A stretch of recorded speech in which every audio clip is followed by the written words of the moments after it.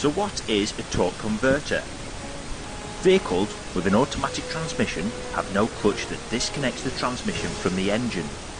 Instead, they use an amazing device called a torque converter. It might not look much, but there's lots of interesting things going on inside. A hydraulic torque converter can be broken down into three main components: the impeller, the turbine, and the stator.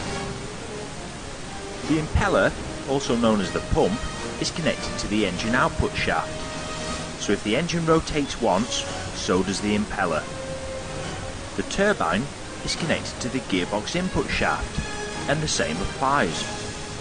Let's just leave the stator for a minute. How does it work then? The impeller is a ring of metal blades driven by the engine output shaft that transfers the kinetic or movement energy by flinging fluid around. We all know this as centrifugal force. Its spinning motion also draws more fluid into the centre by creating a vacuum. The fluid from the impeller is thrown out and hits the turbine. A set of three ring blades connected to the gearbox. The pressure from the fluid turns the turbine. This causes the transmission to spin and powers the vehicle. This is easy, right? But what's the stator used for?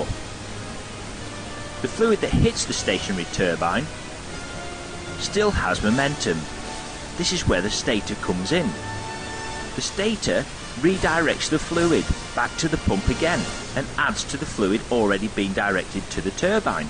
By doing this, it keeps adding to the velocity and therefore the mass of the fluid, and it actually increases the torque. Amazing.